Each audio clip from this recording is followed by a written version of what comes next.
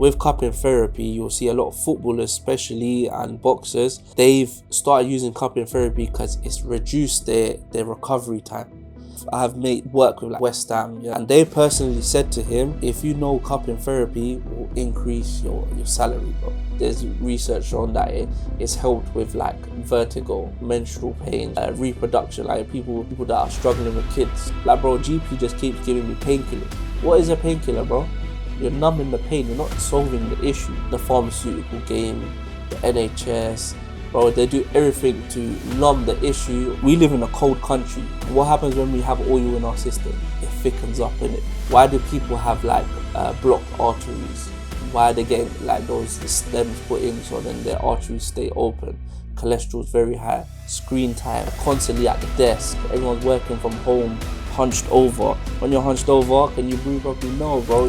Movement, bro. Like, blood needs to flow. Movement is lubrication for your joints, for your muscles, for everything. Because if you're not moving, the blood's not flowing, and then you get issues, bro. People need to understand that injuries come because you're not rested enough. If you're not sleeping properly, you're not hydrating properly, and you're not resting your muscles, they're more likely to tear or strain or get tight. And then he goes, bro, you know, I haven't been able to turn my head for 6 years.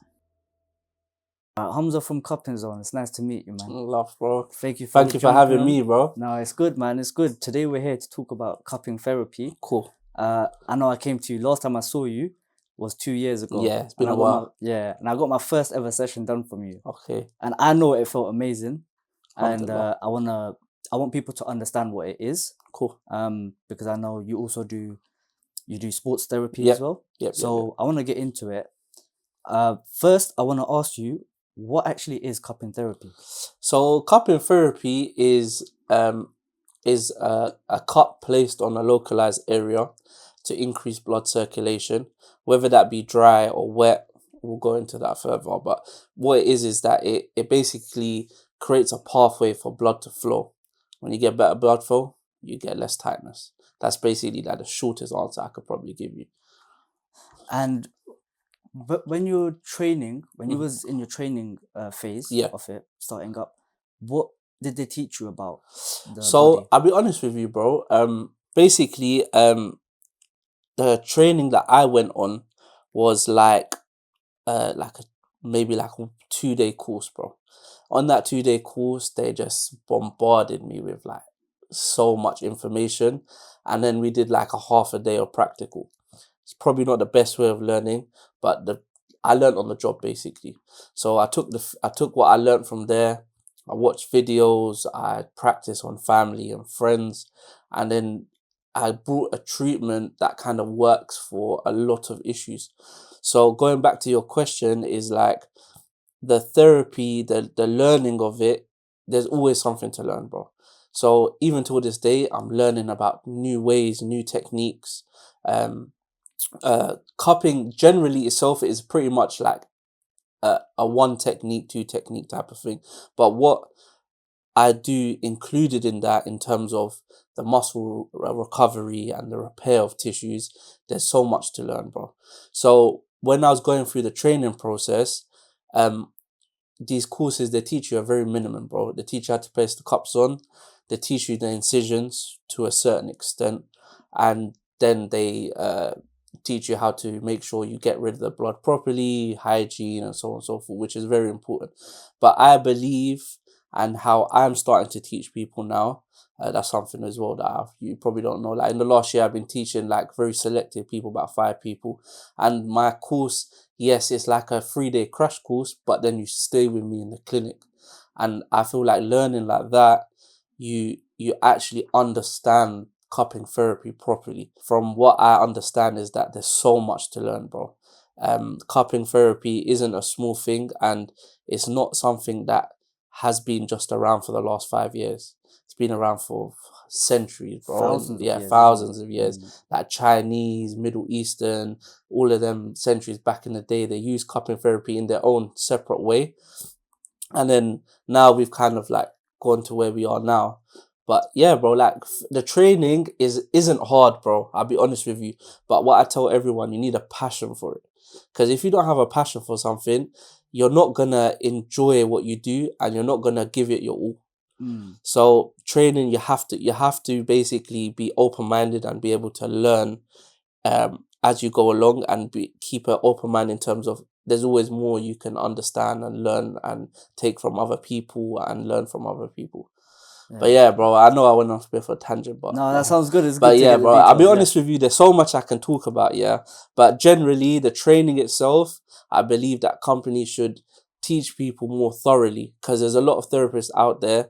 They come in the game, a year later they leave. And why is Mm. that? Because they came in for the money. They didn't come in for the passion.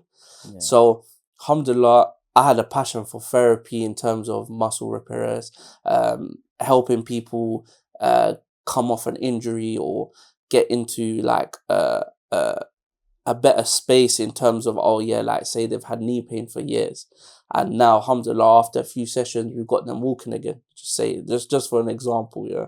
And like I feel like people should teach properly instead of just bare minimum, yeah, just go. Yeah. You know what I mean? Like, generally, a lot of people will be like, yeah, bro, like, I heard there's good money. But, bro, like, I started off giving free treatments, bro. Tenner Yeah. a session max. After, like, 4 or 5 years, I put it up to, like, £50. Now it's gone to a bit more. But obviously, now it's because of my time. There's only so much people I can get in. But, yeah, bro, like, I know I'm going off, but, yeah, like... No, it's good. I actually am curious as to how you turn it into a business. That's something we'll get So, into. business. Okay, cool. So... I'll explain how I got to why I did cupping therapy, and then I'll explain further, yeah. So basically, growing up, I was a big person in terms of watching YouTube videos, yeah. So people my age, maybe like year 8, year 9, it's more like a KSI. Now it's like all Sidemen and stuff, but like it was like everyone's watching funny videos, whatever. But me, I was watching chiropractors, just say, or I'd be watching, how is Cristiano Ronaldo performing like this? Like there's a massive series that he put up. I was watching, I was like, okay, he does this for recovery, and this boxer does that for recovery. And then I got into, okay, cool, I play sport. Like I used to play football, I did a bit of boxing, MMA, whatever it may be. I was a very active kid. I never was on the like what my time, PS3. Like I was never that person. I was always on my back out. Like I don't even see BMXs anymore, bro. Yeah, no, you But don't. yeah, You don't. BMX, It's actually bro. such a sad end to a generation. Yeah, bro. Like I'll be honest with you, like I don't see any BMXs, bro, with the stump pegs and that. But anyway, yeah. So I just used to watch them videos. Then I look in the mirror, and be like, oh crap. Like I realized one of my hips is a bit tilted. Why is that? Then I started doing the movements that they did with an athlete. And I was like, okay, look, now I'm straight. Then I've clocked certain things and I'm like, all right, cool. Then I'd go into school and I'd try it on other people. So imagine this, I'm in like year 9, year 10, bro, cracking people's necks. In school, the man then will come, bro, can you click my back? Like, I'm not saying like in terms of, oh yeah, it was a good thing I did, but to show the passion that I had for it, I'm explaining to you. So I'm not telling people go out there and start doing it, but like it was a passion of mine. Or like my dad be like, oh yeah, massage my head, like my neck. Cool, so I'm massaging it now, yeah, but I've watched a technique and I've tried it. And he's like, oh, that feels good. Like, what did you do? So, yeah, so then I went from there to practicing it on other people just for the sake of like me watching it. Then I went on to, so I got into uni anyway. I was doing engineering, and I came across cupping therapies particularly, yeah. And I didn't even know there was other people. Like there's like 1 or 2 guys that are quite good friends of mine and we keep in contact, but they're in the area. But I didn't even know they were in the area. I didn't even know cupping existed around me. You know what I mean? So purely because of I wanted to learn it, I came across it. I looked for the right person to go to. I found a course. And then what happened was is that I was at uni and I think I just started working or something like that, or I was working before and I had like a bit of, the student finance money, and I was like, okay, cool. And some people nowadays, bro, they're buying Canada Gooses, Montclairs, whatever it may be in it, buying a laptop, bro. I spent my money on learning the course. So anyway, I went for the course. Just like, bro, like in my head, I never thought in my head, yo, I'm going to open a business. I did it purely because of passion. Then I went to the course and alhamdulillah, the brother was quite good. He's a doctor himself. Bro, there was like 15 people on this course, bro, from everywhere. I went to Luton to learn it. Like people come from Brum, Manny, Scotland. There was a white brother from Scotland, revert. He come down, and everyone had a different reason why they're learning it, and everyone was like, "Oh, I done cupping therapy and it helped me." The white guy was like to me, I done cupping on my shoulder. I'm a swimmer, and it's the only thing that's helped me after 10 years of constant pain. But anyway, yeah. Then they started asking, "Oh, why are you doing business?" I was like, "Oh, I'm just here because I wanted to learn it." Then it hit me like, "Yo, like maybe I should make something out of this." But I said, "All right, cool.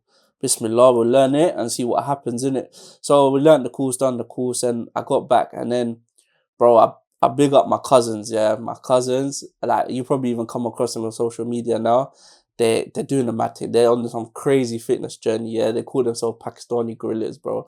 They're doing Is kettlebell that the workouts, runs. They're doing all sorts, bro. Like I started the business, and well, I didn't start the business. I basically got all the equipment. I had it set up, but like I did it for family and close friends. But then they're the people that will sit in a barber shop and they'll be like, "Bro, like we're in a Kurdish barber at this time, yeah," and they're like, "Bro, he does cupping," and they're like, "What's cupping? What's cupping?" They're like, "Oh, hijama," and then bro, the word went around, and then all the local shops were coming to me. Um, I can't lie, I started just before lockdown, so I was closed for a bit. But then after lockdown, I actually started social media slowly in it. And bro, every day I was getting someone messaging me or someone calling me and asking what's cupping, blah blah blah, can I get it done? So yeah, so the business went from me learning with a little bit of student finance to being very scared to put it out there. Like, bro, I remember my first couple customers. Imagine this time I'm in the office. I think that's where you came in it. I was in a smaller office, and bro, the guy messaged me like, "I'm outside, bro. I'm sweating." I'm thinking, "Yo, how am I gonna chat to this guy? Like, I'm so new to this, whatever." But then, bro, like, you know what I mean? Like, I just, yeah, bro. Then here we are today, bro. I got a shop now. Alhamdulillah, just literally 5 minute walk from here, yeah. and it's growing nice and like how I wanted it to, alhamdulillah. No, that's good. That's Yeah. good.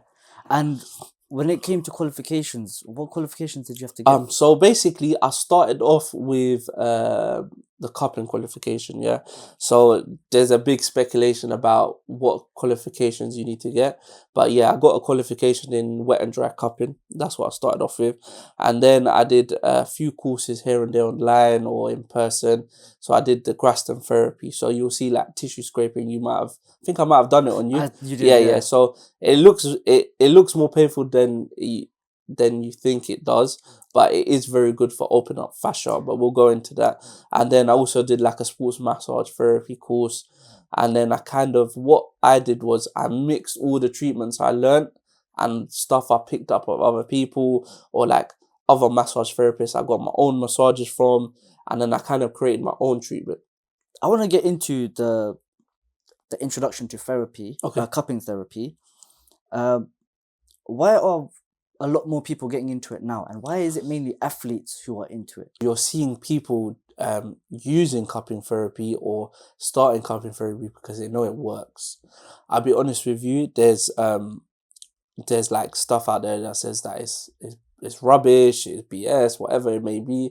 But until you haven't tried it, and if you go off like research, yeah, there's not much research in it. But there's a few articles, like say by Harvard, Oxford, and they've said that it's good because how people feel after.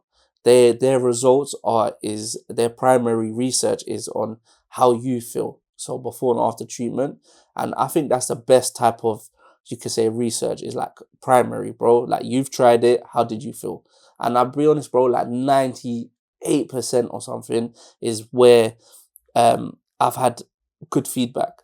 Maybe like 1 or 2% of people will be like, "Bro, I didn't really feel it," but that was more in my early days. And now, alhamdulillah, everyone that comes to me, not a single person has said, "Bro, I don't feel any different." If you take cupping therapy, yeah, so let's just take a footballer for example. Um, he's torn his ACL, he's done physio, but he's still not feeling that little bit where he feels a bit like, okay, cool. I don't think if I go on the pitch, I might make it worse. With cupping therapy, you'll see a lot of footballers, especially, and boxers, they've started using cupping therapy because it's reduced their recovery time. So for some cases, depending on how severe the injury is, but I've known people that they were like, bro, like the physio said I'll be off for 6 months because of my knee injury, yeah? With cupping therapy, bro, it's like 3-4 months, bro. So if you're remembering, like, especially professional athletes, bro, they're losing money, first of all. Second of all, if they're in part of a team, a football team, whatever, the longer you're out, the like, lower your value goes in the team. So cupping therapy is very big, bro. There's nowadays, like I have mates that work with, like, say, West Ham, yeah? He's a physio for West Ham. And they personally said to him, bro, if you know cupping therapy will increase your salary, bro. Imagine that. Oh wow. And I know, like, you might have heard of some other cupping people up in Birmingham. He's working with like PSG, bro. They're giving him an open checkbook. They're like, how much you want? Oh wow. So The big Aki with the big yeah, beard. yeah. He's a good brother, man. Like, here and there, he will send a message, motivation, whatever. But yeah, alhamdulillah, he's like, bro, it's crazy because showing people how they feel, especially athletes competing on a high level, and they're the ones that they need to stay on point all the time. Like, every day-to-day people, yes, you want to be on point and stuff, but these people that's their jobs. You get me? And they've found cupping therapy to work. So now it's become a big craze. Like, you will see like Benzema, bro, he's posting his cupping therapy, he's getting it done. You got like the biggest like swimmer back in the day was like Michael Phelps, bro. Like, he went into the pool with these cupping marks and everyone was asking what it was. Then you got like Anthony Joshua, bro, he's getting cupping done. You're getting bro, you can name everyone, bro. Like, alhamdulillah, even me, like, there's a lot of faces, a lot of like famous athletes that come to me that I probably can't mention or they wouldn't want to be mentioned, but if you know me personally, or I'll tell you off camera, they come to me like every other week, bro. Maybe not for the wet cupping, but for the dry cupping, and they believe it works and they feel a lot better. So, bro, I'll be honest with you, it's something our Prophet did. Yeah. It's a sunnah. Yeah. So anything the Prophet said, did, or liked is a sunnah, bro. And a few times in his life he did cupping.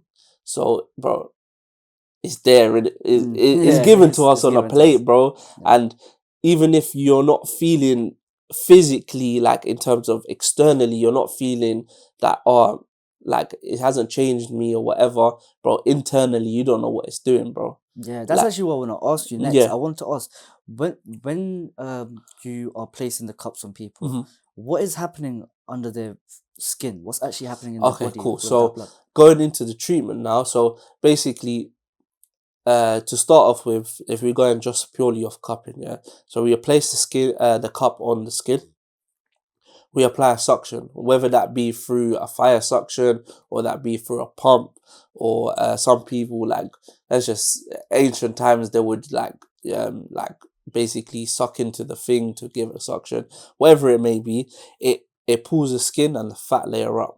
And underneath is your muscle. So we've got many layers of tissue and many layers of like skin, and then we've got our fat, fascia, muscle, internal muscle, then you get to the organ, whatever. But that, it basically pulls it up and it creates a pathway for blood to flow. So once blood flows and the pathway and blood is flowing, then you basically get recovery. So what is actually happening is that we're creating a pathway. It's flowing through, it's getting into the muscles a lot deeper, or you could say a better circulation. And then if you're going off wet cupping, is that we're bringing some blood to the surface, we're taking some blood out, and when you're leaving is when the recovery happens. So a lot of people, they go off, oh yeah, bro, like, do I feel it straight away? Yeah, some cases you do. But what it is that your immune system kicks in after you leave, and your blood, you can say your cells are created in your spine, so they come from your bone marrow. So your body goes, oh crap, blood's missing, let's replace it. So fresh blood, stem cells, they come, they become blood cells, and then they go into that area, and they're freshly oxygenated, clean blood, because it's fresh, your body's just created it. And then once that goes into the tissue, you get repair. So that's what's happening inside of us. Obviously, we're so like, oh yeah, like, you know, I mean, we're so like naive of what actually our body's about, but it's such a complicated structure, such a wicked system, that bro, all of this stuff is happening inside of you and you're probably just sleeping, bro. Imagine that. It's so crazy the way our body recovers. Even when you apply the cup, like it helps our lymphatic drainage. So it helps like all like the waste, the lactic acid buildup, the toxins. It helps it kind of get flushed through. And you'll see that the way our body works is that our blood heart pumps. It pushes blood all into our muscles, into our body, into the different organs, and then it kind of gets recycled. So it's like a circle. So it comes down, gets to the muscles, then it comes back to the heart, and then it basically gets oxygenated again. So all of this is like the cupping is basically improving that circulation. So we're creating pathway. So once the heart pumps, the blood flows and there's no restriction at all and it's just flowing. I feel like it is a big question about therapy that people ask is, does it actually release toxins? So the answer is yes and no. So people think, yeah, all that blood that's coming out is just straight toxin. No, that's not correct. Your blood, it can be mixed with toxins. It could be mixed with some good blood as well. It could be mixed with like some acid buildup or whatever it may be. Is flowing through our body. It's the free flowing blood. It's not the intravenous blood. So there's no a particular things that said, yeah, this is pure toxins. Nah, like if you're going off science and actually knowing the human body now that our research is a little bit better, our knowledge of stuff is a little bit more, like it could be a mixture of stuff. But yes, it does detox the body to a certain extent, and that could be very helpful.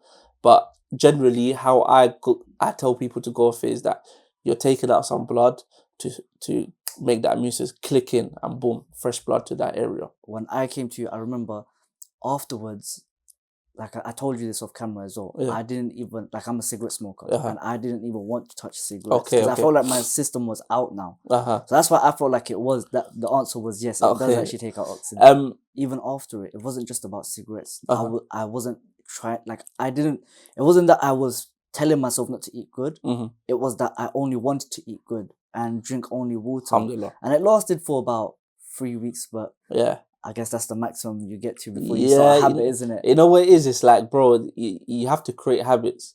So you fall off, but it's about jumping back on. That makes you better yourself, bro. Like everyone drops, and then like it could be anything in life, bro. It could be going to the gym. You be consistent for a month and then you'll be off for like 2-3 weeks because you're tired or you're busy or whatever it may be. But then it's that jumping back on that is the reason why you better yourself, especially as a man, bro. Like you gotta push through that shaitan, bro, that rubbish, that negativity, and then that's when you become better, bro. Like everyone goes through it, bro. It's the same thing. Like, why did you go gym for 3 weeks and then stop?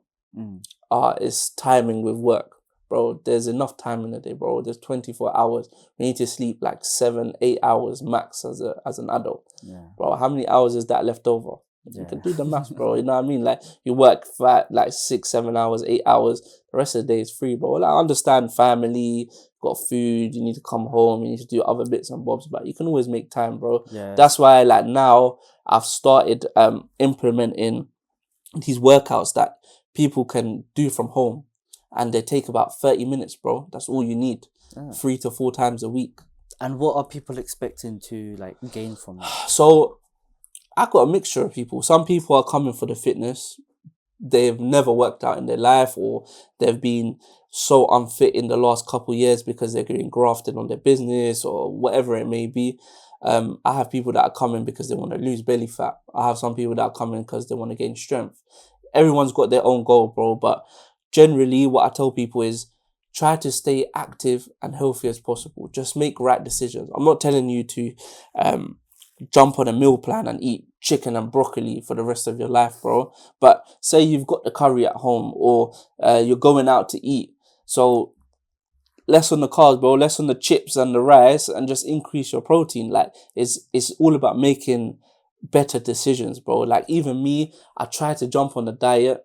Not that I probably need to, but it's like, bro, I can't do it. So it's all about just making better decisions in life, bro. And then with the fitness journeys that I'm taking people on now and what I've started is that, like, going through my period of where my business was growing, people were looking at me and they're like, bro, you're in shape, man. You're good, this and that. Obviously, in the beginning, I was making the effort to go to the gym.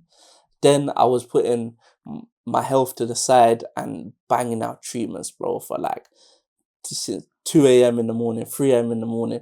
Then I neglected myself, got married, like now I have a kid, alhamdulillah. And it's like, when you neglect yourself, that's when you get issues. So then that comes in with the cupping treatment as well, because then people, they've neglected themselves for so long and they're like, bro, I just need to come and basically feel fresh again. So like the training, the eating healthy, the cupping therapy, the massage, like it all comes under one category in terms of healthy living, innit? Basically. Yeah. So like, you need to go to the corner shop, bro. Walk. Get me? You don't need to take the car. You're not in a rush, bro. It's Sunday morning. You're not doing nothing for the rest of the day. You need some milk. Just walk down, bro. It's not hard. Yeah. Like here, like I could have driven here, bro. But I saw on the maps it's a 10-minute walk. I walked. Especially as a man, a provider, a protector, you need to be able to, like, you need to have a healthy body. like you need to be able to be healthy so you can protect and provide. You know what I mean? That's what I told these, especially these uncles that come here, that maybe Uber drivers or they have shops, businesses, whatever it may be. Like they were in that time, in that era that we didn't live, bro. Like they had to make a living when they got to this country as an immigrant or a son of an immigrant or whatever it may be. And they had to push themselves to work and make a living and make us feel more comfortable, which we should be very happy about. Like our dad or our grandparents, they came to this country and they done crazy amount of work, bro, just to be able to put a roof on, food on our table. So they come to me now. I see these uncles and these older, like I have customers coming like 70 years old or something. And I'm like to them, uncle, like you work so hard, but you didn't look after your health. Now look at you, cholesterol problems, blood diabetes, blood sugar levels are too high, barely can walk, back's aching. So I say to people, look at the people that are older than us. What did they do wrong? Is that they neglected their body, bro. So what we need to do, we need to have that balance. If you're in good shape, if you're not in terms of shape, like in terms generally, like you're healthier, you can run, you can breathe, whatever it may be. If you're keeping yourself in a good condition, you can work more, bro. You get me? Like you'll see, like say, just take for example scaffolders. They're lifting heavy all day. They're picking up stuff. They're moving around, whatever. Generally, like construction workers, you'll see they're a bit healthier than someone that's doing Uber driving, because they're sitting all day and they're just eating nuts or having chocolate or whatever it may be. So what I tell people is, get your cupping therapy, go for your walks, do your stretching, and generally you'll feel better. And mentally as well, you'll feel better. You feel more open. You'll feel less brain fog, less depressed. Like nowadays, bro, like I know people come and talk about your podcast, like kids nowadays, adults, everyone is just depressed, bro. Anxiety, depression. And why is that? Screen time, constantly at the desk. Everyone's working from home, hunched over. When you're hunched over, can you breathe properly? No, bro. Your chest needs to be out. Take a deep breath in through your nose, out through your mouth. Like movement, bro. Like blood needs to flow. Let the blood get to your brain. And that's bro. What cupping does. It allows it to flow again, isn't it? Exactly. And bro, I tell everyone, movement is lubrication for your joints, for your muscles, for everything. Because if you're not moving, the blood's not flowing, and then you get issues, bro. And then that's when people come to me and I'm like, bro, like you got to make the conscious decision to make better choices, because you can do a cupping session now. You'll feel good for a week, 2 weeks, 3 weeks, a month. Then you're going to go back to the same thing. So what I kind of created for my brand and my business is more like a movement. Like, like it's a lifestyle. Like a cup is the CZ lifestyle, bro, is do what you got to do in terms of recovery, make the conscious decisions to do better, and then executing that, bro. Like you're coming to me, cool, bro. Like a lot of people come to me, bro, I'm doing this coupling session so I can stop smoking. I'm going to start running. I'm going to feel nice and loose after this. They've made that decision. They've done the therapy session, and then they're executing, bro. They're out with me on that 5K like yesterday, bro. Like I have customers from everywhere. I have surgeons, doctors, dentists, got business owners, jewelers, bro. Like these jewelers, they're putting so much time and effort into their social media and their customers. They have high-end customers, so they're going out eating whatever it may be every night, or they've done the partying or whatever. Now they come back to their roots and like, bro, cupping, like massage every other week or whatever it may be, train us, and bro, they're executing now. And that's what I like, bro. I'll show you off camera, yeah. There's one guy, I'm sure he wouldn't mind, but like just by him sticking around and doing the CZ movement, bro, he's gone from like triple digits to double digits, bro. Space of like 3-4 weeks, his belly's gone from like out here to in here, bro. You know what I mean? Just by making a conscious decision and just keeping it in your mind, like, bro, like we're going to the shop, like these men are gonna pick up a chocolate, I'll pick up a protein bar instead of it. Yeah. Or these lot are grabbing drinks, fizzy drink, whatever. Grab me a Lucozade Sport, bro. You know what I mean? Like it's small stuff, man. Caffeine generally isn't too bad for you, but like the caffeine in that dehydrates you. But then if you're not hydrating properly, that's a problem. Like you'll get our like mums and our aunties, bro. They're drinking like 10 cups a day, bro. Yeah. And I've even told my mum, like, yo, reduce your tea and your sugar and drink a little bit more water. And she's kind of done that. And then you'll see now, like, now you can see where the issues are coming in terms of like, yo, you're dehydrated, you're getting cramps a lot or whatever it may be, yeah. And it's helped. Again, a healthier decision. Like have a cup of tea in the morning and one at night. Like, you know what I mean? Like, oh, you had 4 cans of drink to like on a normal day. Have one with your meal and the rest just drink water or your electrolyte. Bro, another big thing is marrying outside of the Asian culture, bro. I deeped it. The food that my in-laws make on a normal day is healthy, bro. Like you see, like if you go towards like Middle Eastern or like North African food, bro, it's so clean. Like, bro, bro, like I'm eating like a lamb leg, yeah, that's been roasted. I'm eating a little bit of rice. I'm eating salad. I'm having a banging hummus or like some aubergine like sauce or whatever they call it, bro. And I'm getting my veg, getting my little bit of carbs, and I'm getting a main source of protein. And that's a normal day for them, bro. Yeah. And then, yeah, like you will see with our food, it's very like oily, very you could say rich in like so oil and spices and stuff, which is not a bad thing. But for like people, like, bro, let's be honest with you, yeah. This is where people get wrong. Like, we live in a cold country. And what happens when we have oil in our system? It thickens up, in it. Oil runs naturally when the temperature's a bit raised. So back home, like, yeah, they eat the curries and that, but they're fitter than us. But that's because of the environment. You get me? And the oily food that they have gives them energy and whatever. But over here, we live in a cold country, bro. We need to adapt. And that's what I feel like our people need to adapt, bro. So does that mean that we're more like we need to be more cautious of getting like health problems because of our food here? Yeah. Like it's just a general like thing that I've clocked. Like, why do people have like blocked arteries? Why are they getting like those stems put in so then their arteries stay open? Cholesterol's very high. Why, bro? Because the oily food's going in. Our body doesn't know how to transport it when it's thickened up, bro. Basically, that's the easiest way to put it. I'll be honest with you. So when it comes to therapy, cupping, yeah, you know, some people, their circles are usually light. Some people are very dark. Okay. What do them circles mean? Generally, the darker the circle, the more stagnation of blood there is. So your free-flowing blood isn't flowing as great. Or generally, the muscles are tighter. So you'll see some people might have like a purple circle on one side, and then the other side, it'll be a very light circle. Why is that? Because the muscle's tight, it bruised a little bit more generally, or the blood around that area isn't flowing as great.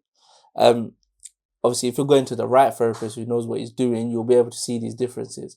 Or like if you go to someone that's, I'd say someone that's not a bad therapist, let me put in better words, someone that's probably still needs to do some learning, is that they'll just pump it so many times so they will bruise everywhere. You wouldn't be able to tell the difference. And generally, when you see these circles, obviously before I've even done the cupping, through the massage and of like analyzing the body and stuff, they'll be like, yeah, bro, like I got issue here, whatever. Maybe my shoulder's tight on this side. And after massage, I've clocked like, yeah, it's tight. It's very tight. I've opened it up, whatever. And then you see the other side's lighter. So you can kind of see that, okay, from the treatment and from what I've understood on his body, yes, this side is tight and that side is less tight, basically. But stagnation, like the blood not flowing properly, can be resolved with stretching, movement, and the cupping therapy itself. And if someone was to get cupping done for the first time, what should they expect to feel? Okay, cool. So first of all, they'll feel a bit of suction. It can be a little bit uncomfortable, but like I say to everyone, just breathe, relax. You're not dying, bro. Like, yeah, it pinches a little bit. Like, it probably just feels like that, just in a circle. Yeah, after about 2-3 minutes, you won't feel it no more. Your body gets immune to it. Yeah, it goes a little bit numb. You don't feel it, bro. Then we take off the cups. Then we make small incisions. Okay, cool. So people see blood and they think it hurts. The incisions don't hurt, bro. If you're going to the right therapist, he's only going through like maybe the first layer of skin. It's a little tap. Like, I'm sure your cats could scratch you worse than that incision, yeah?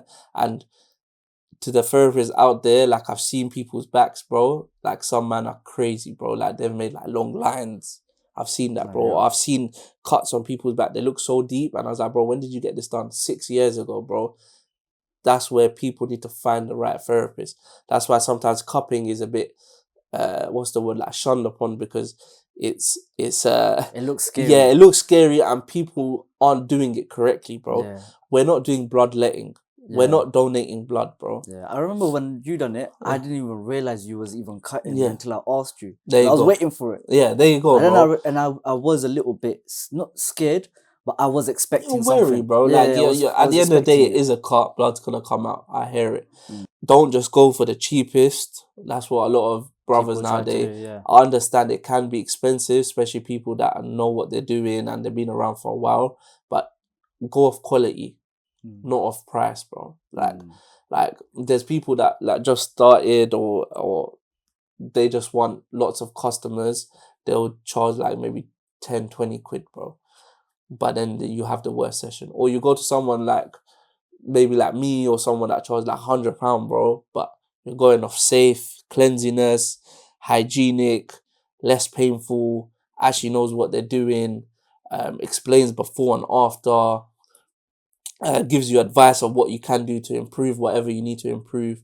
You pay for the service, bro. That's with every service-based treatment. Like, you find the right person and you shouldn't think about money, bro. If you're on emergency booking and you really, like, say you've injured yourself or you really need it, I'll sort you out, no problem. Obviously, my emergency price is a little bit more expensive.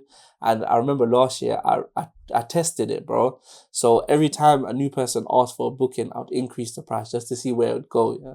Bro, it went from my normal price, which was at that time 75 quid. I added another 25 quid, £100 now. Then the next person, 150. Next person, bro, I got to like £300, bro. And people were like, bro, I don't care about the money. I just need treatment. And not saying that you should go and spend that much money, because you can probably find something at a better price. But they were in the right mindset where they need the treatment, so get it done, bro. Like once every, like, say, month or 2 months, spending 75 quid isn't gonna kill you, bro. Alhamdulillah, bro, God provides, you get me? Yeah. Like you're doing this to better yourself and make yourself feel better. Bro, it's a manner. Our body is a manner, bro. Yeah. Get me? Like, you're giving back. You're giving back to people. You give to charity. You're giving to this. Bro, if you're giving to yourself, it's not a problem, bro. The Sahaba, they'll go and they'll buy the most expensive horses, bro. They wouldn't buy no cheap horse. Yeah. Get me? So why they're doing that? Because they know that they can ride for longer. They can carry more stuff. So same thing with you. Your legs, your body, everything is carrying you. You're going to be able to provide. You'll be able to go work. You'll be able to pray. Get me? So you're spending that money, but it's for a good way. So don't put a price on it. That's what I tell people. Don't. So generally, your first cupping session is the best one, bro. That's the one where you feel the most because it's so different to your body. Yeah. So you might get off the bed, you might feel a little bit dizzy. That's normal because your blood sugars have dropped. It's a good sign. That means that the session's kind of worked. It's like going on the right path. To overcome that, a bit of sugar, maybe some dates. Bro, like if you really need to get chocolate. It's fine. And then you'll feel a bit more stable, but you'll feel very light. You'll feel straight away like, bro, I feel like I'm floating. You feel like you're walking on sponges, bro. It's crazy. Like even when I got bro, imagine this. I hadn't even got coupling done before I did my course. Imagine that. Oh, wow. The first time I did it, I went to the local brother after I realized, bro, he's an Ilford as well. So I'm talking to the guy, whatever. I done my cup, bro. I felt wicked. Yeah. Wallahi, I seen it firsthand. Like I did it for my brother the first time, bro. This guy, he talks so much, bro. He's a chatty kid, bro. He must have been like 18 at the time. Yeah, he done it.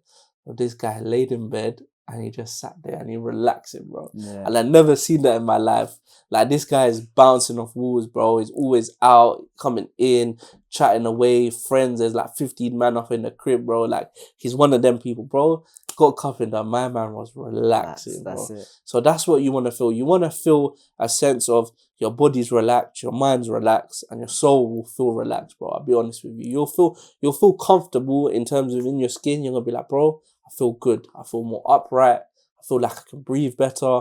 I feel less tightness in certain areas that you had issues. So there's so much you feel straight away. But then it's when you sleep it off and you wake up and you see a big difference. You wake up fresh. You wake up like a lot of people, they wake up in the morning and they're so slumped or whatever. Like generally day to day, people wake up in the morning and they'll just be staring at their ceiling, bro. I've been there. I've done that when I was doing like delivery driving, like as a part-time job or whatever. Bro, I wake up and the alarm's going off. I'm just staring at the ceiling thinking, yo, I need to get up. I need to go and have a shower. I need to eat. I need to get to work. But then, yeah, so, bro, it makes you feel like, bro, you wake up and you're like, raw energy, bro. It's like you slept for like 20 hours and you've banged a caffeine or something and then you're up. You feel fresh, you feel light, you feel like you're ready for your day. And that's what you want from the cupping therapy, bro. What does modern medicine say about cupping? Okay, so this is a bit of a topic people, especially therapists, don't like to go into it because there's not much research done, bro. So modern medicine is crazy because I've had people that they've GPs like, bro, like I'm telling you, off the table, like under the table, like go and get cupping, man. Then I have some people that say, bro, I don't do cupping. I think it's a waste of time. But what I tell people is try it first and then make your decision. I know nine times out of 10, they'll say nothing bad about it if you go to the right person. But modern medicine will go off, exactly like I was saying before, research. So they will do the research, but without testing the blood, there's no more research you can do, bro, other than how do you feel? And like I said, after cupping, you feel wicked. So modern medicine would probably say it's good, and there's other people that might say it's bad. But then again, like, bro, you know about the pharmaceutical game, the NHS, bro, they do everything to numb the issue or I feel like that's the problem. They're trying to like, numb it, isn't it? Like with anything, bro. Like I'll tell you about hundreds of patients that come to me. Yeah, they're like, bro, we've had issue in whatever area it might be, and I was like, bro, what have you done so far? I always ask this, like, bro, have you gone to anyone else? Have you gone to GP? Whatever. Like, bro, GP just keeps giving me painkillers. What is a painkiller, bro? You're numbing the pain. You're not solving the issue. Yeah. And once you've actually solved the issue, like I've had someone that couldn't lift their arm up, bro. What did the NHS, the GP do for them? They gave him a steroid injection. Why are you giving them a steroid injection, bro? They need help with lengthening their tissue, opening it up, reducing tightness, increasing blood flow. What do we do at cupping?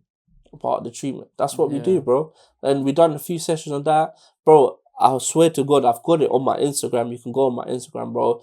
One guy came to me. I've shown him before the treatment. He got his arm up to like here, bro. At the end of the treatment, bro, his arm's flying up to the ceiling. Yeah. Just after one session. He's like, bro, I've been like this for 6 months. I couldn't lift my arm up. I remember I had a proper stiff neck before I came to you. I remember that was the first time I got my neck cracked. None of my boys have ever done it. Okay. I remember I was finally able to move my neck and stuff. I was like, oh my God. Alhamdulillah, bro. But it's weird. I feel like the effect that medicine gives is actually the opposite of what people want. Because then at one point you start relying on it. Yeah. And plus it's like you're putting something into your body. Whereas with cupping, you're taking all the bad stuff out, isn't it? Exactly, yeah. So it kind of works in opposites. But generally what I say to people is, before you go to the GP, see what like natural therapy can do for you.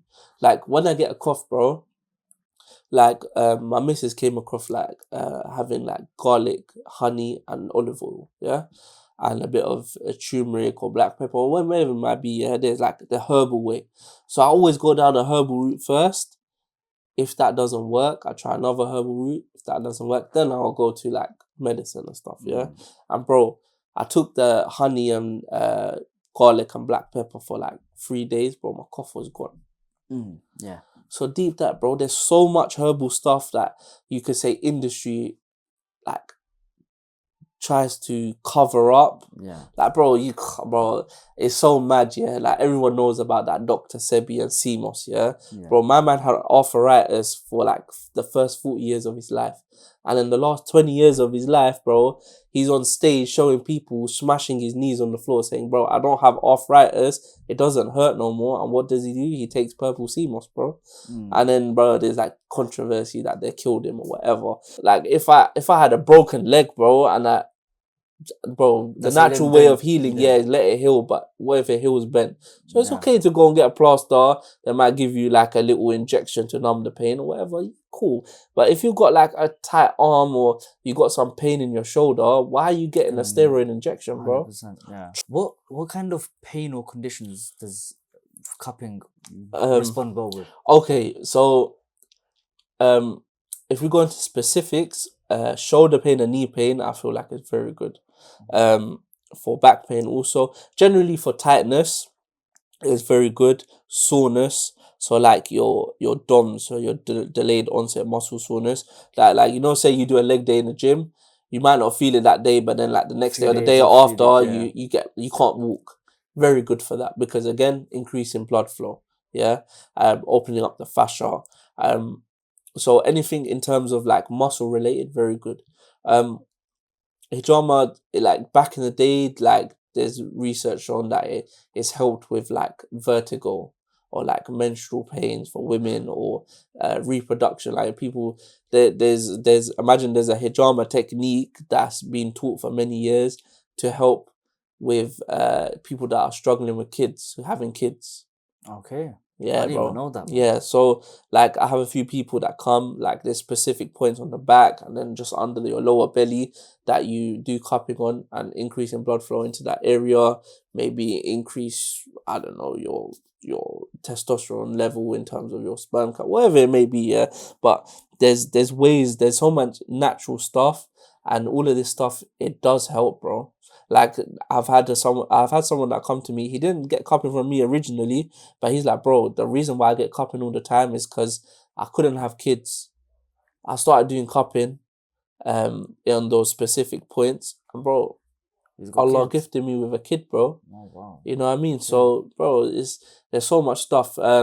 It's helped with people with high blood pressure. Very good for high blood pressure, because straight away, like your blood pressure drops. Yeah. And you feel good, like you feel less headaches and like the feeling of like everything hurting on your head and stuff.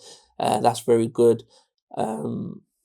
Knee injuries, I think, is with knees, bro, is very, very helpful. Straight away you feel like your knee just feels stable and it feels light straight away. Yeah, bro, like honestly, it helps with a lot of stuff. Does it help with health conditions as well, like asthma? Because I've heard it does. So no, it doesn't. No. Depending on the health condition, obviously there's so many different health conditions, bro. For the main ones, it does help with is a lot of skin conditions. I've seen that it doesn't cure it, but it reduces, like, just say for example eczema. Yeah, I have one customer that comes to me and he's been coming for a while. He's tried so many different creams, he's tried so much different diets, but his eczema just kept flaring up. So generally, like, yeah, it might be a bit dry, it's calm, but when it gets really red and itchy and like stuff is bleeding, whatever, that's what it reduced. So he used to get cupping on a regular basis, and it stopped the flare up of, say, eczema. Acne, bro, there's one guy that come to me personally. I don't know if it helps, but for him, he was like, bro, it stops my flare up of my acne. Like, he had really bad, like, massive spots everywhere, and it stopped that, bro. So, for medical conditions, yes and no, depending on the condition. Okay, and I want to get into a bit of the sports therapy as well. You do. So with sports therapy, how do you approach it? Like when someone's got an injury, they come to you. So firstly, I ask the customer what's the issue before any treatment, or even when they've booked in, called me, messaged me, or even on my booking, there's some notes that customers can put in. They will ask me, or they will tell me, okay, bro, I'm coming in with this, and this issue. Or on the day, they'll be like, bro, this is the issue. Then I go off, okay, what is that issue? Why is that issue come? And how long it's been there for? And then I create a plan, and then we execute. So, for example, I would, someone come with, say, lower back pain, yeah? Cool. How long have you had it? Oh, it's been like a week or two. It just feels very stiff. Cool. So why has that come? I was lifting heavy, or I was sitting for too long. So generally, I go off feeling the actual area. What does it feel tight? Does it feel loose? Does it feel like jelly? This is all stuff that I would normally teach people in the course. But yeah, so I'll go off that. Then I'll go around that area. A lot of times problems come from other areas, and that's basically the result of another area being tight and it's pulled. So our body, it works in groups and pairs, and people don't understand is that a lot of times the issue you have is stemming from something else, and that's the result of what's that is that actual issue is. So say the lower back, yeah, why is your lower back hurting? Bro, it could be anything. It could be your glutes being too tight. It could be your hamstrings too tight. It could be your hip flexors are too tight. It could be up the back instead of the lower. It could be like, oh, you're going up to like near your traps. It could be your hips are underlined. So there's so much like in terms of treatment that people don't understand. That's why I told that people that come into this game, they need to understand the body to a certain extent, bro, or they're willing to learn. Bro, it's like shoulder pain. Your shoulder connects into like 5 different places, bro. Your chest, your trap, your bicep, your tricep, your lats.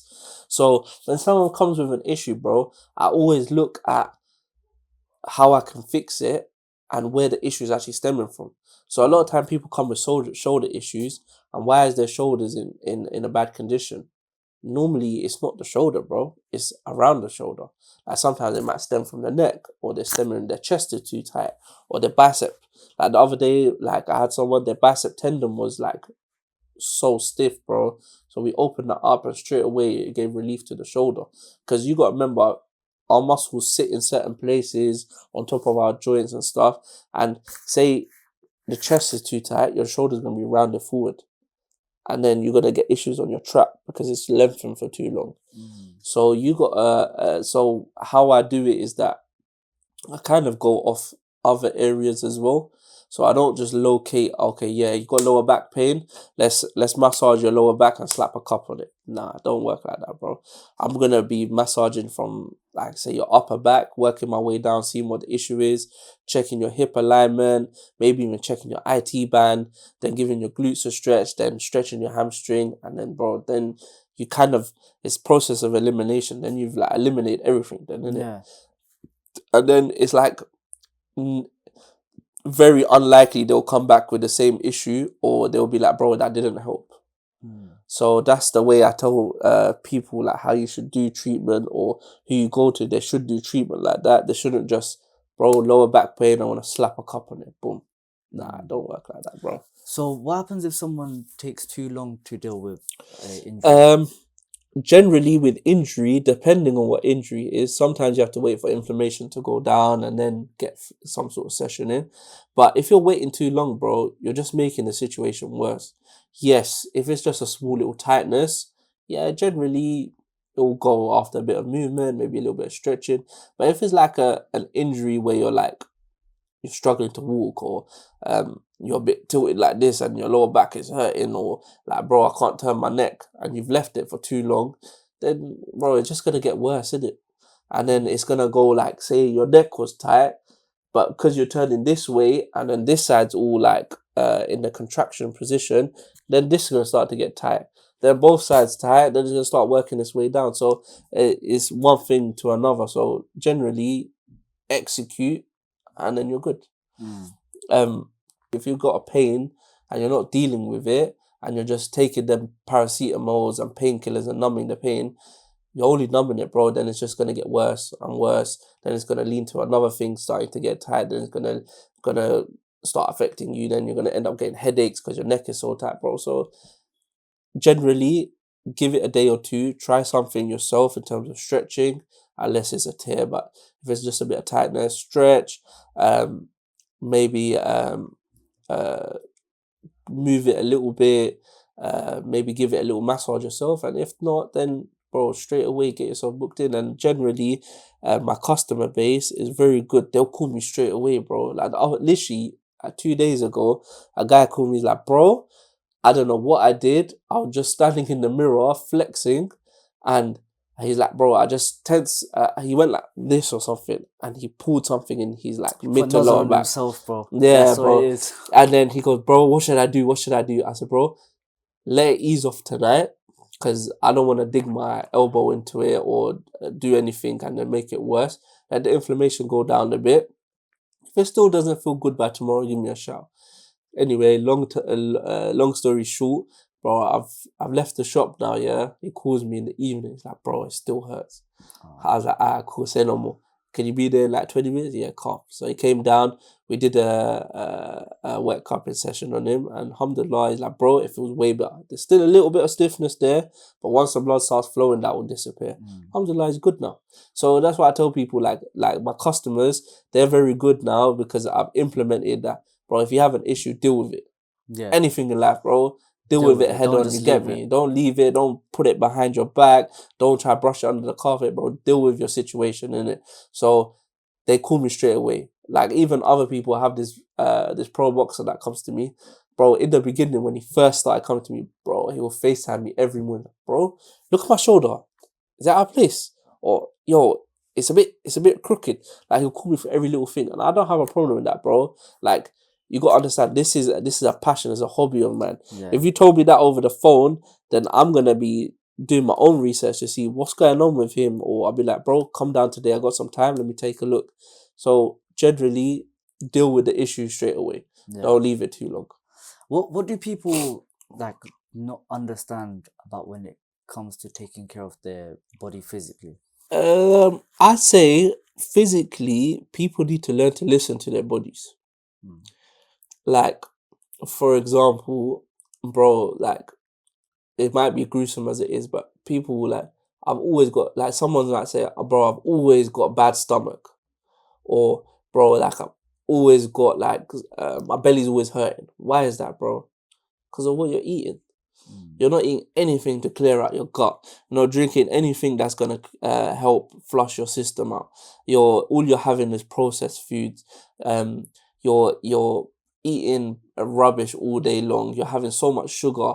Bro, like, you got to listen to your body. You get me? Like, if that's what's happening, you're flipping on a toilet 20 times a day and you're struggling, and you clearly need to make better choices in terms of your eating.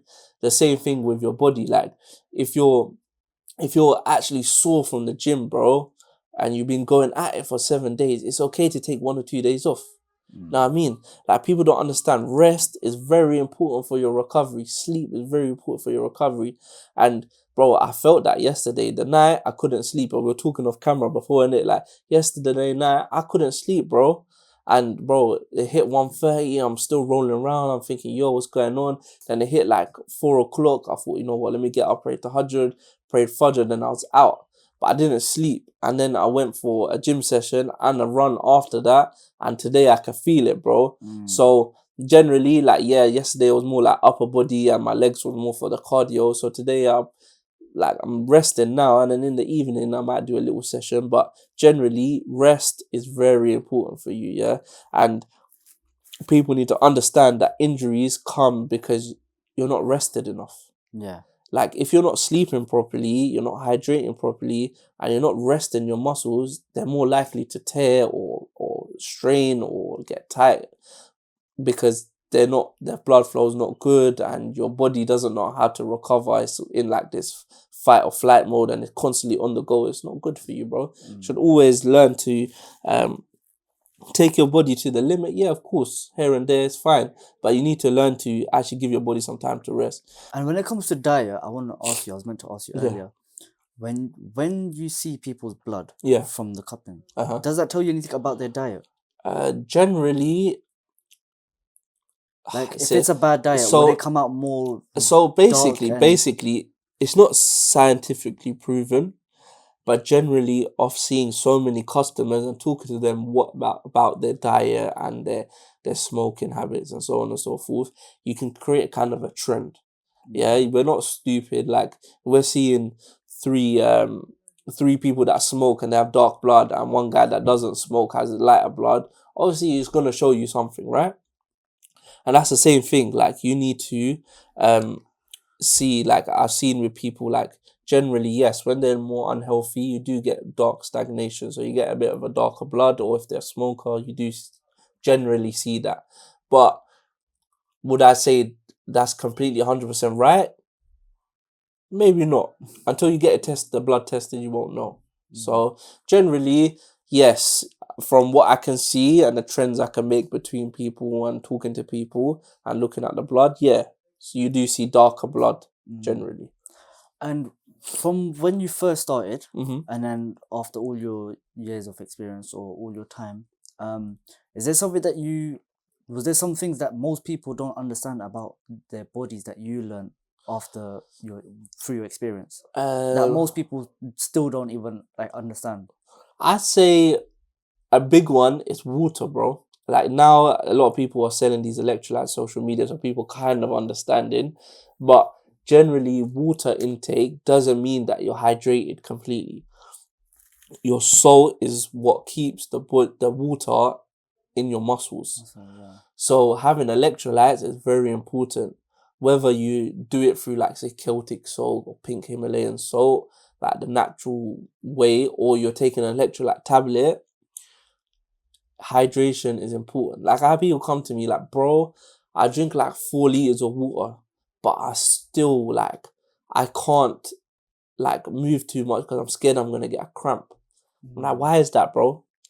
I don't know. Bro, you're not having your electrolytes, your salt levels, your sodium level is too low. So is that why? Could that be a big reason to cramps? Is not having enough electrolytes? Yeah. So electrolytes and fatigue is the biggest one for cramps. Generally, like say you've overworked the muscle a lot, like after say like a 90-minute match, yeah, you might get a little bit of cramping. But generally, if your electrolytes and your salt levels are at the optimum, then you shouldn't get it. That's why in Ramadan, like, is a big game changer. Have your electrolytes, you're not cramping, you're not getting no headaches.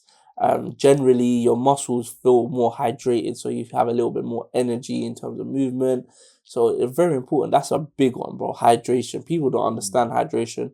And I tell everyone, pop your electrolyte in the morning in your 500 milliliter bottle, then just drink water through the day, 1-2 liters, whatever it is, and you'll see a big difference. And generally what I see, that guy that was like, bro, I drink 4 liters and I still get cramps and stuff, and I asked him, how many times do you go to the toilet, bro? He's like, bro, I always need to go for number one, whatever. I'm like, bro, there you go. You're losing all your water. It's just going straight to your digestive system and it's coming out of you. It's not actually staying in your body or staying where your muscles are. Oh, so that's actually not a good thing that you're releasing it as well. Oh. So obviously, I thought that kind of cleanses your body. I'm guessing there's two sides to it, isn't it? But generally, what the electrolyte does is it has salt in it, and the salt transfers the water to your muscle, and when your muscle's hydrated, it doesn't cramp. Whereas if you don't have any electrolytes, the salts inside of you, then it's just going straight through your system into your digestive system. So yeah, it flushes out your digestive system, but like it's not helping your muscles. Like even you drinking water, you'll see like a lot of people sweat a lot, and all the salts, and even when they cry, they breathe the hot air coming out. All your salts are coming out of you, and you need to replace that. Yeah. Okay. Yeah. Other than that, what do people not know about themselves that they probably should? Stretching, bro. People neglect it so much. They think that little stretch like this, I'm good. Nah, bro, your muscles need to stretch because they're constantly moving, they're constantly in bad positions, and they need to just basically go from here to a neutral. You know what I mean? With anything, bro, like you've taken your body to the limit. Now it needs to get back into the neutral position. So you need to give it a stretch, bro. And I normally tell everyone, stretching minimum twice a day, morning and evening. Yes, I might be a bit of a hypocrite for that, but generally do it as much as you can. It's very good for your muscles, very good for your body. You feel good straight away. Like you'll see all these yoga people talking about like, yeah, the mindset and they're feeling fresh. They're stretching, bro. They feel good. Blood's flowing. Exactly the same thing. We're coming back to the therapy and everything. Blood flows when you stretch. You're giving the muscles a pathway, the blood a pathway to move. And then stretching. I also tell people, all right, cool, you're busy. You'll wake up 6 a.m. and you have to rush out the door. When you get home before you sleep, stretch. You have a better sleep, bro. 100% you have a better sleep. Or if you still can't do that, which I think is just an excuse, bro, we're praying 5 times a day, bro. You're on the mat already. Yeah. Pick a body part and stretch it. It's going to take you a minute, 2 minutes max. Do your legs one time, do your back one time, do your neck another time. Bro, you've done the full body. Also, stretching before and after training. So I love a lot of athletes and, like say, amateur boxers. Some clubs, they don't promote stretching as much. They just do a little stretch, but they need to stretch properly, yeah? So before your session, you want to do some like movement with some stretching. And after, have a good dynamic stretch, stationary stretch and whatever it may be. And then, bro, you feel a lot better and your muscles recover faster. You'll see straight away, like your fatigue reduces, your lactic acid buildup kind of disappears, and then you feel good, bro. These are small stuff, hydration, stretching, all of this stuff people don't do enough, and I feel like we should. Yeah. And what's the best or the most dramatic transformation you've seen from one of your clients? In terms of cupping therapy? Yeah. Bro, I had one guy, yeah. Bro, like I tell you now, yeah, all the people that come to me, they become like Mandan, bro. Like they like I've tapped into a market where everyone's kind of our age, you know what I mean? So I've created like a brotherhood. So the people come to me, they'll chat about anything, bro. They'll come and be like, bro, this and this happened, blah blah. Like they become like a brother, a family to me, innit? But yeah, one guy, he basically he went football, he tore his ACL, yeah, maybe a small tear. He was waiting to go and get an MRI scan, yeah. The doctor said, you're definitely ACL tear, just be very careful. Cool. He's going to work the next day. He works on the tracks, yeah. So like all the fixing of the tracks on the train and stuff, he does that in the night. He put too much pressure on his other leg because he didn't want to put pressure on one leg, and then he tore his meniscus. Oh, bloody hell. Okay. So anyway, long story short, he's gone to see the doctor. The doctors told him, yeah, we're going to get you an MRI scan. But NHS, bro, mad thing is gone. Like he had to wait quite a while. So he's like, bro, in the meantime, like I need to get back into work. I got bills to pay. I got people to provide for. So he came to me anyway. I posted this on my social media as well, yeah. And I was like, bro, I'll be honest, it's a crazy situation, but I'm gonna try my best. So I didn't do any sort of massage because I didn't want to make a tear worse or whatever. So I did cupping on it. I thought, you know what? Let's get the blood flowing into the area and let's get some fluid out because it was a bit swollen, and then we can like increase the recovery time. Bro, wallah, he came in crutches. He left without crutches, bro. And he's like skipping his step. Like, bro, I can walk now. Like, I was like, bro, just be careful. Like, yeah, it's going to give you a bit of relief, but it's not going to fully fix it. But that was one of the big ones. It just gives an edge forward, isn't it? Like he was so happy, bro. Like he came on like with those splints on and like wrap bandages with like he's like, yeah, my missus rubbed Tiger Balm on it and stuff like that. And then, bro, in that one cupping session, bro, he was like, bro, my knees feel wicked. Like it doesn't feel like I got a tear. I know there's something still there. Like I'm gonna be careful, but like it helped. And then, like I said, someone that had frozen shoulder by the end of the session, arms in the air. Bro, there's so many, bro. I've been around for like 5-6 years now, bro. There's always someone, and everyone has their own way. Oh, you know what? There was one guy, yeah. He said to me, bro, he wrote me a review actually, and he actually started crying like 15 minutes into treatment. I'm looking at him. I think I'm a bit younger. This was back in the, like maybe second year in. I was like, yo, why am I crying, fam? Like, and then he goes, bro, I haven't been able to turn my head for 6 years. I said, what? You been serious? Like, bro, I've been to GP, I've been to massage therapists, I've been to so much places. And wallahi, just with a bit of Graston therapy and cupping, bro, he would be able to turn his neck, and he was actually crying, bro. Wallahi, and he wrote me the maddest review. Like, bro, it was like 3-4 pages long, just explaining everything. And that was a thing where I was like, wow, like there's some stuff that I didn't even realize. I just think, yo, I'll fix his neck in it. But he must have been going through so much in the 6 years, like he was explaining to me. Like, bro, there was so much. I couldn't pick up my kid. I couldn't do nothing because I was constantly in pain. I couldn't turn my head.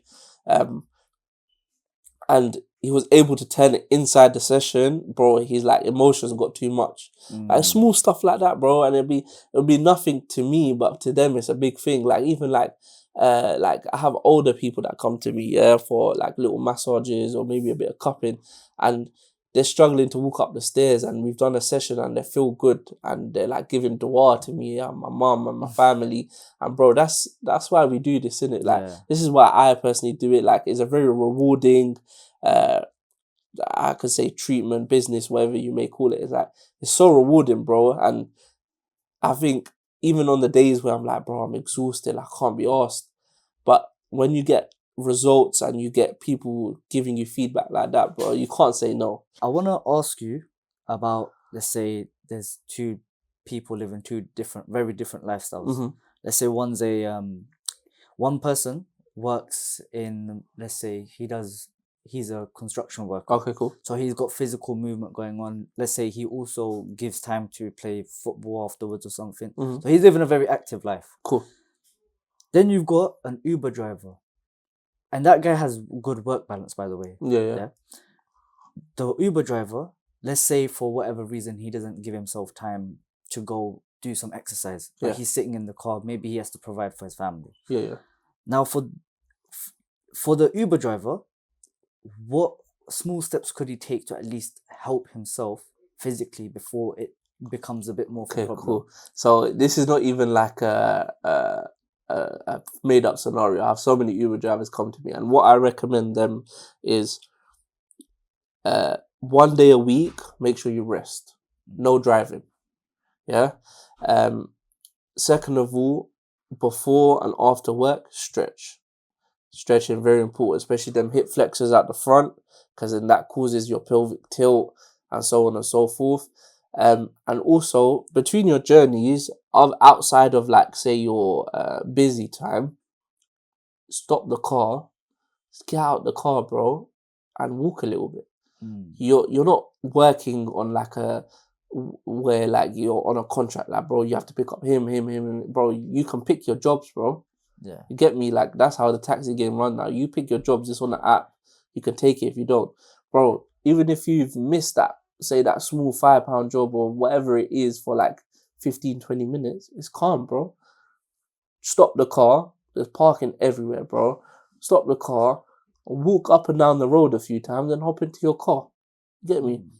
Or if you don't want to do it in work time, outside of work time, I think even taxis is like max 8 hours now anyway. That's a normal work time, bro.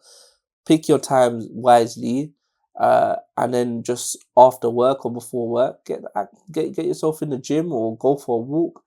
Generally what I tell people is you don't need to go gym and pump weights and like smash out an air bike or whatever, bro. Just go for a walk. 15-20 minutes a day, that's all you need. to start off with, yeah. If you're doing that walk, you're gonna see your blood flow increase. Like I said, you're gonna carry on stretching and all of that stuff, and you'll feel good, bro. And generally diet. So keep your hydration on point. Because you're sitting a lot, so you're not burning, like, as a man, yes, you burn calories sitting down, but not burning as much as the guy that's on a construction site lifting heavy stuff. So maybe watch your calories and what you eat. And once you do that, bro, you'll see, like, it will help. It will help straight away, bro. And you won't put on that weight, and you won't um get excessively fat, and then your cortisol levels going down and getting depressed and so on and so forth. And yeah, generally that's probably the best thing and the easiest steps you can take. If he doesn't take those steps or follow that sort of guide, what is he risking? Bro, a lot of stuff, man. You see a lot of taxi drivers. Firstly, their posture goes crazy. Like, they have pelvic tilts, rounded shoulders. They get backaches. Legs are always aching because one foot's just sitting there. It's not even moving. It's just a pedal one that's moving. They get tightness in their neck. They also start, like, internally, their body, like, you'll see a lot of people that do driving, like lorry drivers, Uber drivers. They have high cholesterol levels, high blood sugar levels, diabetes. Why is that? Because they're not moving, bro. As soon as they start doing that, they'll be good. Inshallah. Like, there's small stuff with anyone in life, even if you've got a desk job or whatever it may be, bro, just get up and move. Move, drink water, sleep correctly, and just be wary of what you're eating. And reduce your, like, liquid sugars. So reduce some fizzy drinks. Reduce, like, having too much processed food. Like, I get it, like, you're on the go, you need to grab a little something, fine. Like, instead of getting, like, a fried burger, get a grilled one. Get me? Or instead of eating chips, get the rice with it, or avoid the chips. You know what I mean? Like, it's small stuff that you can do, and straight away you'll see a difference, bro. And when it comes to, let's say, the construction worker, what would you say they need to be careful of if they're constantly moving? Recovery. So making sure that they're giving their body enough time to rest. Like, for an active person, like I've said, like, you need to give your body time to rest. As soon as it's rested, you're good to go. Like, make sure you're getting that sleep in. Make sure you're not overdoing it. And if you do, like, feel tightness or injury, whatever, make sure you're just stretching, bro, and getting the therapy done and getting the cupping done. But yeah, bro, other than that, yeah, same thing, hydration, stretching, and it's a good thing. They're moving. If their body can handle that much, like, work and then sports and gym, then, like, that, I've seen that people do that. Generally, people that work construction or builders, you'll see them in the gym at 7 o'clock, bro, in the evening. They're banging a workout, then they're going home. It's a common thing, like, and you'll see that they're generally more happier there because they're outside getting fresh air. They're moving, and they have less pains and issues.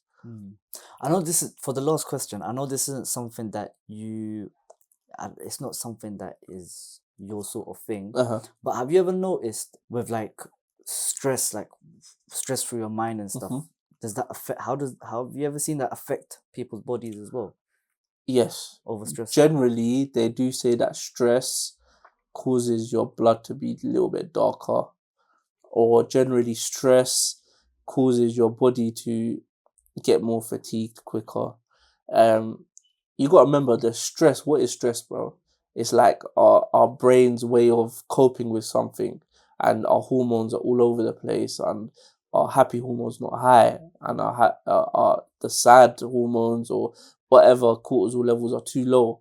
And just once you get that, once the hormones and stuff are irregular, you're never going to be happy, bro, and you're always going to be stressed. And the only way to fix that is generally being healthy. Once you can sort out the issue, again, take it head on, sort out the issue why you're getting stressed, then generally, yeah, like, then your cortisol levels will get back to normal, you're happy, your hormones will be back to normal. You generally, as a man, your testosterone goes back up, you feel more, like, strong, you have less body fat, your belly will start to go in. So generally, and how does that happen? A lot of times people get this stress and anxiety again, their recovery is not on point. They're doing too much. Sometimes when you're doing too much, you get to this stage where like your body just had enough, and then it just starts to deteriorate. And that's what you want to avoid. Like I feel like that's what happened to me. Like I was just doing too much, bro. Like I was working too much, starting at like 8, 9 o'clock and finishing at like 3 in the morning, bro. Doesn't make sense, bro. I said to myself, bro, like money is gonna end up killing you, bro. I'll be honest, like yeah, like I was doing it because of the hobby, whatever, but I just didn't know how to say no to people. Now I started to do like set hours, so I'll start early, but I'll finish at normal time, 7, 8 o'clock, and generally that's better for a person, bro. Like you're gonna see that you're gonna burn out a lot quicker if you don't, and the stress is gonna go through the roof, and everything's gonna be like generally harder in the day because your stress and anxiety is too high. And the only way to avoid that is generally being healthy, getting treatment done, eating clean, hydrating, sleeping properly, and it all under one big bubble, bro. All of that stuff is, you get less of one, then the other ones drop. So you can work out and train and be as healthy, eat as healthy as you want, but if you're not sleeping good enough, then it's not going to do nothing for you. Bro, there was a time where I lived out of the ends in like Chelmsford, yeah, when I first got married, and I was like a zombie, bro. I leave at 7 a.m. and I'll get back at like 2, 3 a.m, bro. And I'm still training, I'm still going to the gym, my missus cooking clean meals, but bro, my weight's not dropping. I'm getting fat. Why? Because I wasn't sleeping good enough, bro. So once I did that, then everything went back to normal. So everything works together. So you got to make sure everything is on point. That's all I can say. Yeah, man. I think my conclusion from the end of this is that I've got to take more care of myself, man. And inshallah, come see you again, man. Yeah, whenever you're ready, man, bro. No Appreciate worries, you man. having me Good, down, man. man. Yeah, good, Check man. me out, bro. Cupping Zone, Cupping Insta, Zone. TikTok, and everything's on there. If you want to book in a session, you want to get some training in, you want to get some cupping done, just give me a shout, inshallah. That's it, man. Yeah, Sick, man. my bro. That's Appreciate it. Thank you Come so on. much. No Love, worries, my man. bro.